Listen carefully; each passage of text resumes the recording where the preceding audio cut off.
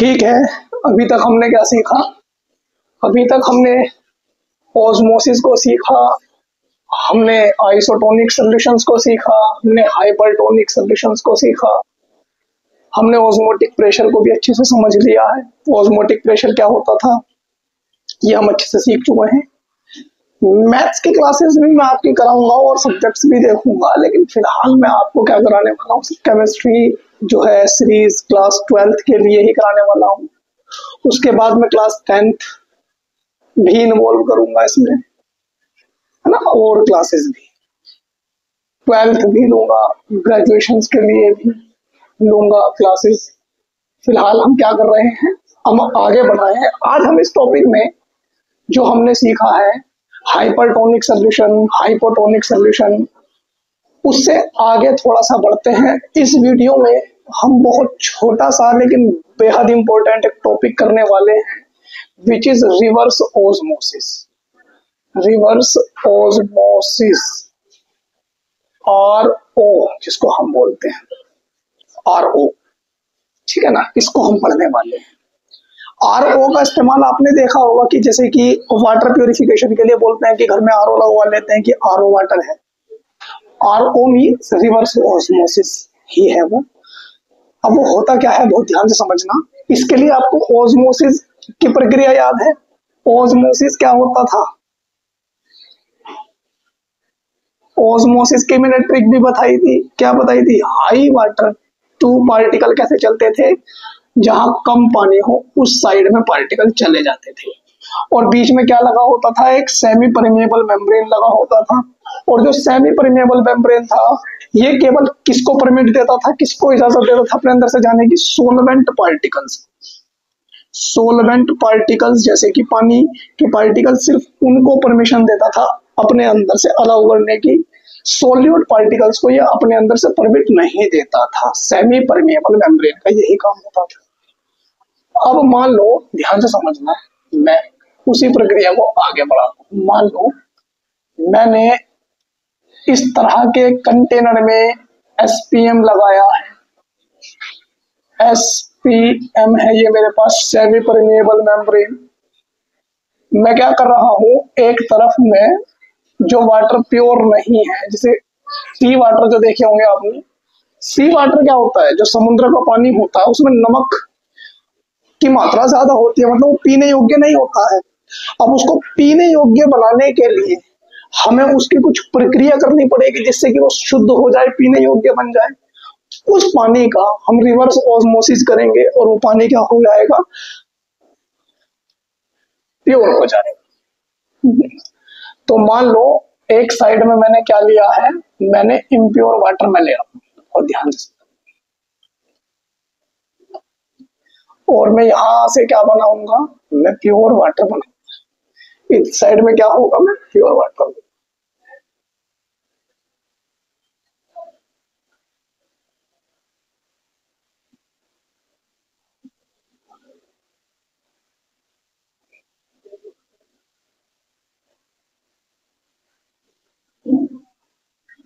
यहां से निकलेगा क्या? प्योर वाटर निकलेगा। तो ध्यान से कैसे है, मान लो ये मेरे पास क्या है, इधर प्योर वाटर है, और ये मेरे पास सी वाटर मतलब साल्ट वाटर है।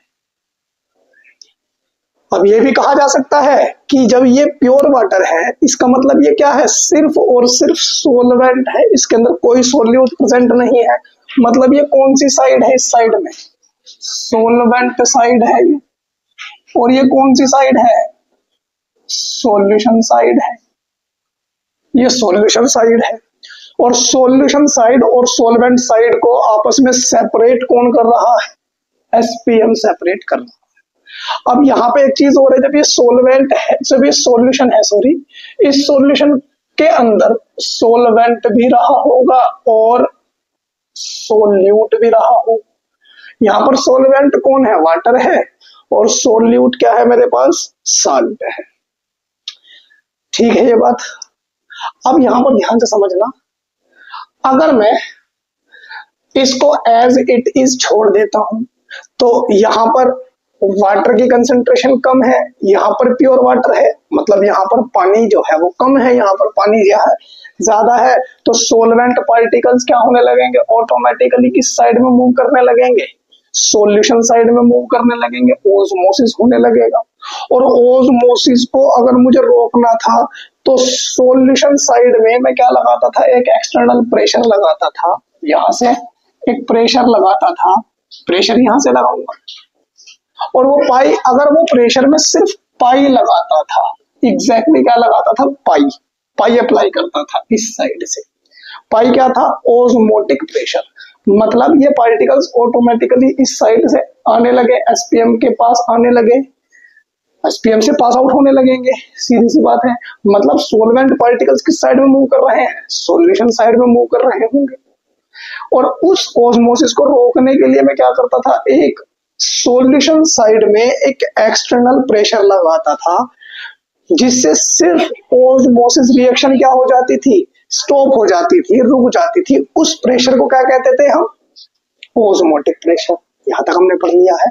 अब अगर मैं यहां पर कोई एक्सटर्नल प्रेशर पी लगा दूं, पी लगा दूं, प्रेशर लगा दूं, एटीएम जिसकी यूनिट रहेगी बेसिकली, और वो अगर मैं ज्यादा लूं, मतलब ओस्मोटिक प्रेशर से भी क्या कर दूं, ज्यादा, वही देखो ध्यान से, ये सोलवेंट पार्टिकल्स इस साइड में ऑटोमेटिकली आ रहे हैं एसपीएम के थ्रू आउट, क्योंकि एसपीएम क्या होता है, सोलवेंट पार्टिकल्स को अलाउ करता है अपने अंदर से बहने के लिए, परमिट देता है उनको को। तो ये पार्टिकल इधर आ रहे हैं, मैंने सिर्फ अगर पाई लगाया है, पाई मींस इतना प्रेशर लगाया जिससे कि ये पार्टिकल क्या हो गए, रुक गए, तो इस प्रेशर को हम क्या बोलते थे, ऑस्मोटिक प्रेशर बोलते थे। लेकिन अगर मैं इस एक प्रेशर लगा दूं जो पाई से भी क्या हो, ज्यादा हो, किस साइड में, किस साइड में लगा दूं, सॉल्यूशन साइड में, तो जो सॉल्यूशन के अंदर जो सोलवेंट पार्टिकल प्रेजेंट है वे क्या होने लगेंगे, एसपीएम से इस साइड में जाने लगेंगे। जो सोलवेंट पार्टिकल्स हैं वो इस साइड में क्या होने लगेंगे, सोलवेंट पार्टिकल्स ऑफ किसके, सॉल्यूशन साइड के। सॉल्यूशन साइड के अंदर जो सोलवेंट पार्टिकल्स हैं वे एसपीएम से क्या होने लगेंगे, सोलवेंट साइड में जाने लगेंगे, प्योर सोलवेंट साइड में जाने लगेंगे, जिससे कि वो प्रेशर अब क्या हो गया है, मतलब मैंने ऑस्मोटिक प्रेशर से जैसे ही ज्यादा प्रेशर लगाया, ऑस्मोटिक प्रेशर से ज्यादा प्रेशर अप्लाइड किया on the side of solution, solution side में जैसे मैंने अप्लाई किया, तो यहाँ पर आप देख रहे हो कि ओस्मोसिस जो शुरुआत में हो रहा था वो सोलवेंट से सॉल्यूशन साइड में होता था, अब किस साइड में होने लगा, सॉल्यूशन से सोलवेंट साइड में होने लगा। इस तरह से हम एक चीज देख रहे हैं कि इस बार ओस्मोसिस की जो रिएक्शन है, ओस्मोसिस जो प्रोसेस है वो कैसा होने लगा, रिवर्स होने लगा, इस डायरेक्शन में ना होकर के इस डायरेक्शन में होने लगा। इस ओस्मोसिस को जो रिवर्स डायरेक्शन में हुआ है इसी को क्या कहते हैं, रिवर्स ओस्मोसिस। क्या कहते हैं, रिवर्स ओस्मोसिस। तो इसकी डेफिनेशन क्या बनेगी, व्हेन व्हेन अ प्रेशर जिसको मैंने क्या बोल दिया है, P, और इसकी यूनिट क्या ली है मैंने, ATM. When a pressure P larger than, जो जिस किससे ज्यादा है, larger than osmotic pressure, osmotic pressure. और ऑस्मोटिक प्रेशर को किस चीज से डिनोट करते हैं हम, पाई से डिनोट करते हैं। जब एक प्रेशर जो कि ज्यादा है ऑस्मोटिक प्रेशर से is applied to solution side, किस साइड में अप्लाई किया, सॉल्यूशन साइड में, then the solvent particles of solution side, जो सॉल्यूशन साइड के अंदर जो सोलवेंट पार्टिकल है, देखो अब भी आएंगे तो सोलवेंट पार्टिकल्स ही, क्यों, क्योंकि एसपीएम परमिट देगा सिर्फ सोलवेंट को, मतलब नमक जो है उसके अंदर जो साल्ट प्रेजेंट है वो तो इस साइड में रह जाएगा, और जो वाटर है वो इधर आ जाएगा, और इधर सिर्फ क्या कलेक्ट हो जाएगा, ज्यादा प्योर वाटर कलेक्ट हो जाएगा, और इस तरह से मेरा जो साल्ट वाटर है वो प्योरीफाई हो जाएगा। solvent particles of solution side will moves towards solvent side throw out या throw SPM. SPM, that means that is the direction of osmosis will क्या हो जाएगी, रिवर्स। मतलब ओस्मोसिस पहले इस साइड में हो रहा था और इस साइड में होना भी चाहिए था, लेकिन मैंने अगर सिर्फ प्रेशर ओस्मोटिक लगाया है, ओस्मोटिक प्रेशर लगाया तो रिएक्शन स्टॉप हुई थी। लेकिन अगर मैंने ज्यादा प्रेशर अप्लाई कर दिया ऑन द सॉल्यूशन साइड तो रिवर्स क्या हो, डायरेक्शन रिवर्स हो जाएगी। This phenomenon is called, this phenomenon is called, इसी घटना को हम क्या कहेंगे, क्या कहेंगे हम, reverse osmosis.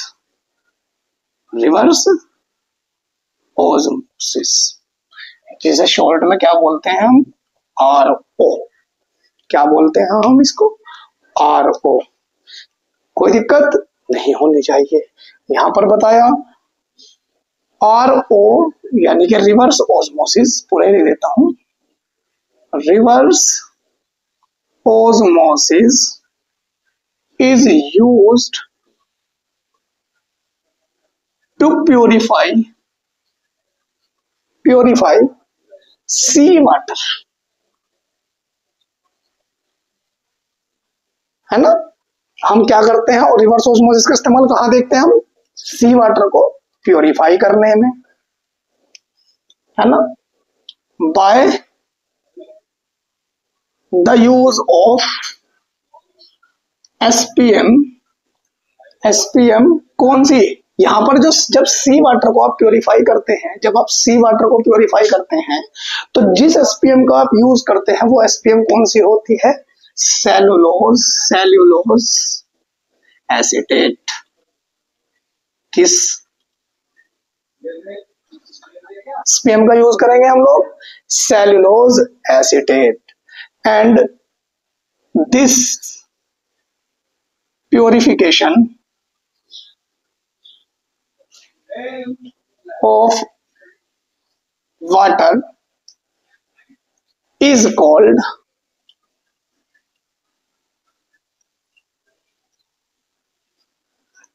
desalination।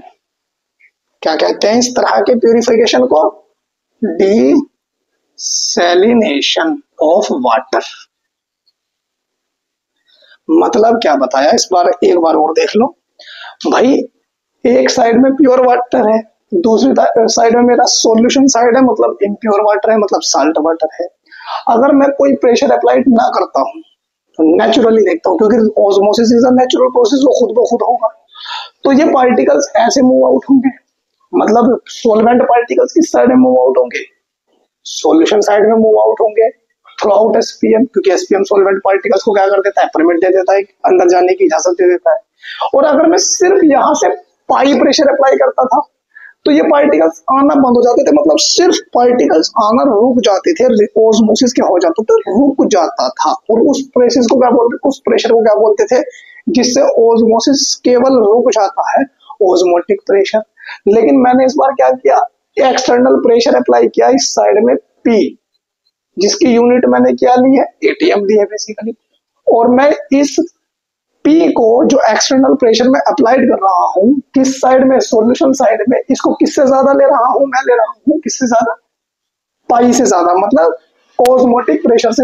Osmotic pressure क्या करता था, इसको रोक देता था, लेकिन जैसे इससे ज्यादा प्रेशर लगाऊंगा इस सॉल्यूशन में जो सोलवेंट है, मतलब जो वाटर है, वो SPM से इस डायरेक्शन में चलने लगेगा, मतलब सॉल्यूशन से सोलवेंट डायरेक्शन में चलने लगे।